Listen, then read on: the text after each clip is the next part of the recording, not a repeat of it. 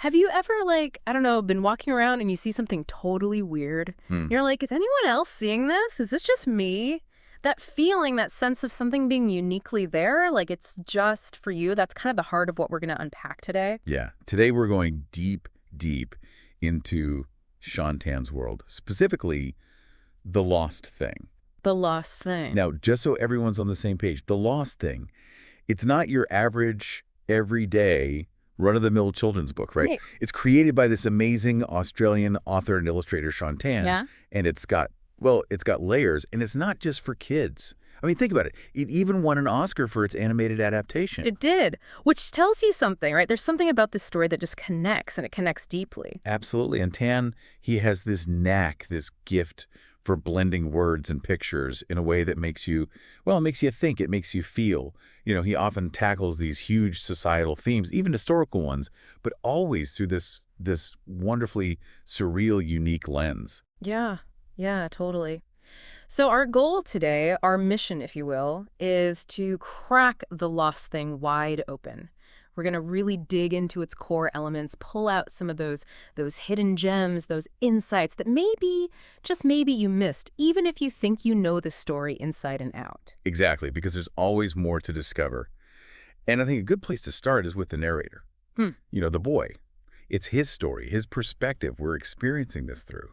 So the question is, who is he? What's important about how he tells you this encounter, this memory? Well, right from the start, he's telling you about something that happened a few summers ago. So immediately you're in this space of recollection, like he's sharing a very personal memory with you, almost in a whisper. And then he tells you about this hobby of his. Right. He collects bottle tops at the beach. Now, if you've seen the book, you've seen those drawings, those super detailed drawings of his collection. They're at the beginning, they're at the end, almost like bookends. Yep. And it just makes you think this isn't just some random thing for him. These bottle tops, they mean something. They're important. That's fascinating. And it makes me wonder, could that be like a clue? Like what he's the one who sees the lost thing in the first place. Someone who spends their time noticing these discarded, overlooked objects. Maybe they're just more tuned in to seeing something that doesn't fit, you know? Ooh, that's good.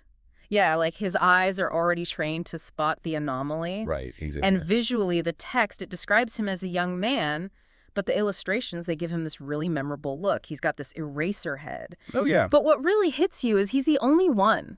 He's the only one who really sees the lost thing, who feels like, I've got to help this thing. I mean, everyone else, his parents, strangers, even his friends, they're just so caught up in their own little worlds, they don't even register this giant, red, bizarre creature just standing right there. It's true. And it's a little unsettling, right? Like, how much are we all missing because we're so focused on, I don't know, our phones or whatever's going on in our heads? The boy, though, he's surrounded by this indifference, but he's genuinely moved. Why? What is it about the lost thing that sparks that empathy in him? Well, I think it's that sense of lostness. He feels sorry for it. He's like, this thing doesn't belong here, and he's got to do something about it. And he's persistent. I mean, he's constantly trying to find someone, anyone who might have an answer. And going back to those bottle tops, it makes you wonder, doesn't it? Maybe that habit, that noticing of the small, the easily missed, maybe that's made him, well, more aware, more sensitive to something as unusual as the lost thing. That's a really interesting thought. In a world that's constantly bombarding us with the loud, the big, the flashy, maybe it's the ones who are paying attention to the quiet, the small, the hidden, who are actually the ones who see the extraordinary. I like And what about the ending? How did you feel about his reflection at the end of the book? You know, that part where he talks about not seeing those sorts of things anymore. Man, that ending. It just sticks with you, doesn't it? He's Yeah. wondering, are there just fewer lost things now? Or am I just, I don't know, not seeing them, not paying attention? It makes you think, does growing up, does becoming an adult, does that somehow dim our ability to see the unusual? The things that don't fit into our neat little categories. That's a huge question, Yeah. right? What do we gain and what do we lose as we move through life? Do we trade that childlike wonder, that open-eyed curiosity for a more, I don't know, a more pragmatic, a more efficient, but ultimately a less receptive way of seeing the world? It's something to think about. Definitely. Okay, so let's talk about the lost thing itself. I mean, it's right there in the title, and it's the catalyst for this whole journey. What was your first impression when you first saw this creature? What went through your mind? I mean, the first thing that hits you is just how strange it is. Can himself, he actually said he thought of it as a freak at first. So that tells you something. This thing is way outside of the norm. But then you've got this paradox. Hmm. It's huge. It's bright red. You'd think it'd be impossible to miss. Right. But for the most part, people just don't seem to see it. So what does that say about being visible, about truly being seen? Right. It's this big, vibrant thing just existing right there, but somehow it's almost invisible to everyone. And the design itself, it's so wonderfully imaginative. I love it. Yeah, it's brilliant. Pan has talked about how he combined, get this, a pebble crab and an old-fashioned pot-bellied stove. What? Yeah.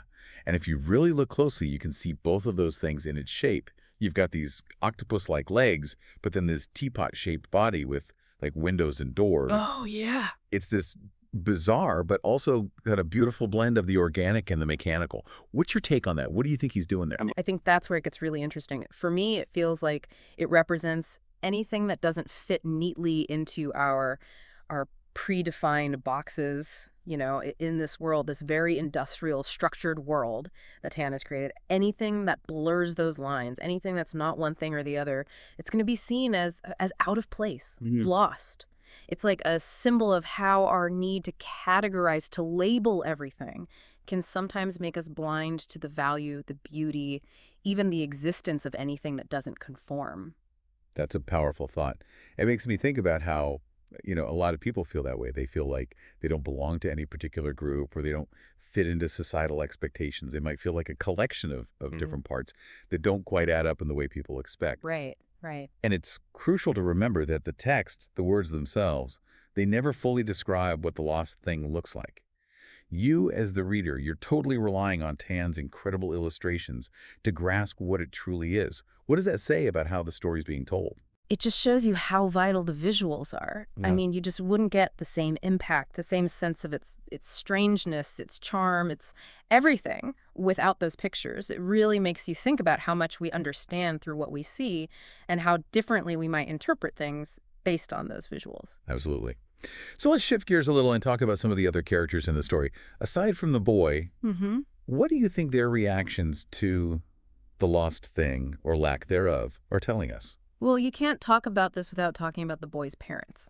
Or, I mean, they're so caught up in their conversation about current events, whatever those may be, that they're completely oblivious to this massive red creature right behind their son. It's such a stark image of how easy it is to get fixated on our own stuff and miss what's happening right in front of us. It really speaks to this idea of how much we filter what we pay attention to. We tend to prioritize what we think is directly relevant to us, to our lives. But what are we missing when we do that? What's the cost of that kind of selective focus? Right. And then you have the strangers on the beach, the boys' friends. They're no help either. There's this real sense of unwillingness to engage, to even be bothered. It's like the lost thing is this intrusion, this disruption to their perfectly ordered day. What do you think that says about how we as a society deal with the unusual? Maybe there's a discomfort with the unfamiliar. Like, we want things to be predictable, to fit into our understanding of how the world works. Engaging with something that doesn't fit, that requires effort, a willingness to step outside our comfort zone. And then there's Pete, the boy's friend. He's described as having his own unique style, strong opinions, but he's studying a technical field. Right, right. What did you think about his reaction to the lost thing? Even Pete, who you'd think would be a little more open-minded, even he struggles. I mean, his conclusion is that the lost thing probably doesn't belong anywhere, and that's kind of heartbreaking, isn't it?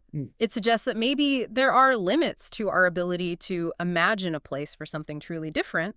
Even those of us who think of ourselves as outside the mainstream, maybe we still struggle with radical otherness. That's a good point. And then we have this whole section with the Federal Department of Odds and Ends. I think they're super important in terms of exploring this theme of not belonging. Oh, totally. What stood out to you about them? Okay, first of all, the creature the boy meets there, he straight up tells him the department isn't there to help these lost things. Their real purpose is to hide them, to make them disappear because they don't conform. And then there's the department's motto, sweepus under and carpeta. Literally, sweep under the carpet. Oh, yeah. It's funny, but also kind of chilling. It's such a pointed commentary on how systems, how bureaucracies deal with anything they can't categorize or manage. For sure. But even within that system, you've got that janitor-like figure, that weird little man, as the text describes him. What did you make of him? He's so interesting because he doesn't directly intervene, But he offers these little clues, these nudges in the right direction. It's like even in this seemingly indifferent system, you've got individuals who see things differently, who understand where true belonging might be found. It's a little flicker of hope. Right, a little crack in the system. And, thinking about this pattern of adults not noticing, not caring, do you think Tan's saying something about childhood versus adulthood?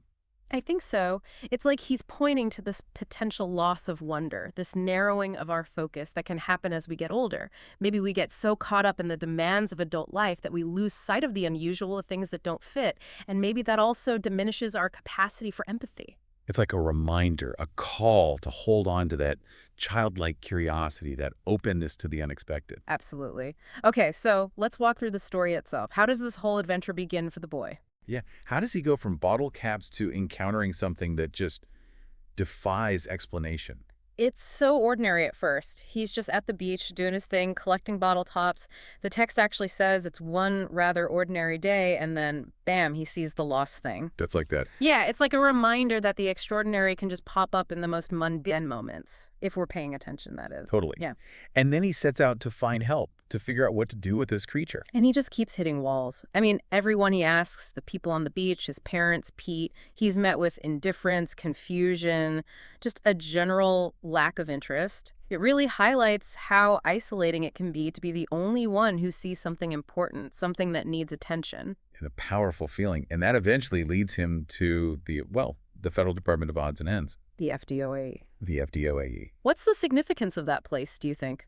I mean, it's almost like a satire of bureaucracy, right? It's got this official sounding name, but its actual purpose is to just shove things away. Yeah, hide them because they're inconvenient. Exactly. And all the paperwork, the forms he has to fill out, it's all part of that system that's more concerned with order than with actually helping. Yeah.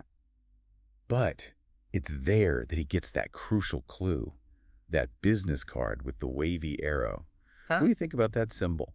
It's like this tiny beacon of hope, you know? It's this little piece of guidance that sends him on the right path.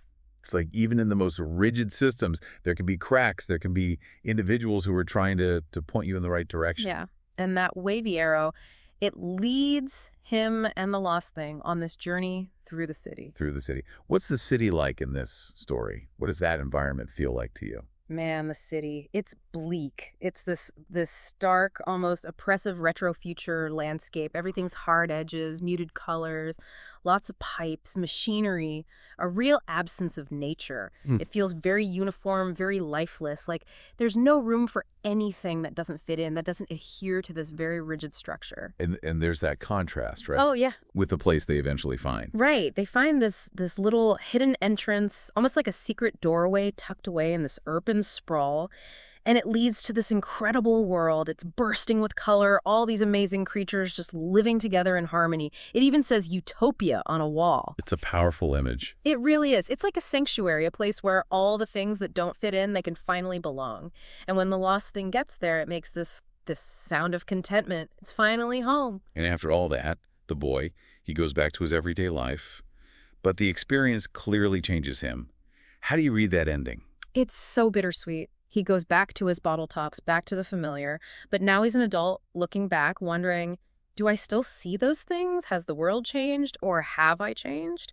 We see him on the tram, just another face in the crowd. It's ambiguous, it's open-ended, but it just stays with you. It makes you think about how our experiences shape us, and maybe how we can lose that sense of wonder, that openness as we move through life. It's a lot to unpack. So let's talk about some of the big themes that run through The Lost Thing. Belonging, not belonging. That seems to be at the heart of it all. It totally is. I mean, the lost thing, it embodies that feeling of being out of place, of not fitting in. And its whole journey, it mirrors the universal human experience of feeling like an outsider, of searching for somewhere you belong. The boy's empathy, his effort to help, it highlights the importance of reaching out to those who are struggling to find their place. And the discovery of that sanctuary, that's like a beacon of hope. It's saying there is a place for everyone, even if it's not easy to find. And then you have this contrast between apathy and empathy, which is so stark throughout the story. Yeah, it's almost painful to see how indifferent most of the characters are. It's like a commentary on how self-absorbed we can become as a society to the point where we don't even see the needs or even the presence of others. And the boy, his compassion, it's like a reminder, a call to action, to be more present, more observant, more willing to help. Right, to remember that even small acts of kindness can make a huge difference. Absolutely. Another big theme is conformity versus individuality. Tan really plays with that. Totally. The normal world, it's all about fitting in. You've got this uniform architecture, these almost robotic attitudes, and then you have the lost thing in all its glorious, weird uniqueness.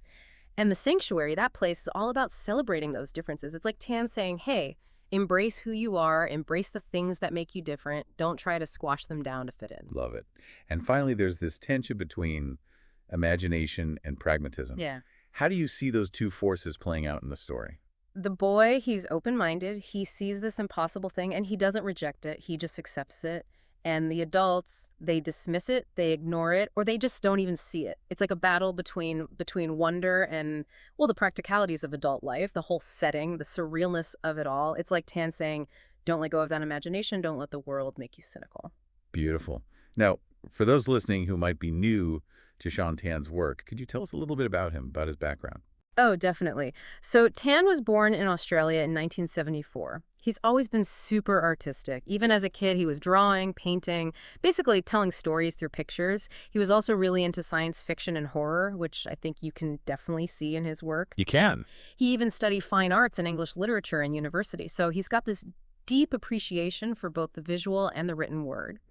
And before he was writing and illustrating his own books, he was a freelance illustrator, mostly for science fiction books. Cool. The Lost Thing was his first book where he did both the writing and the illustrations. It was in 2000, and it really set the stage for the kind of stories he's become known for. And he's received a lot of recognition for his work, right? Oh, tons.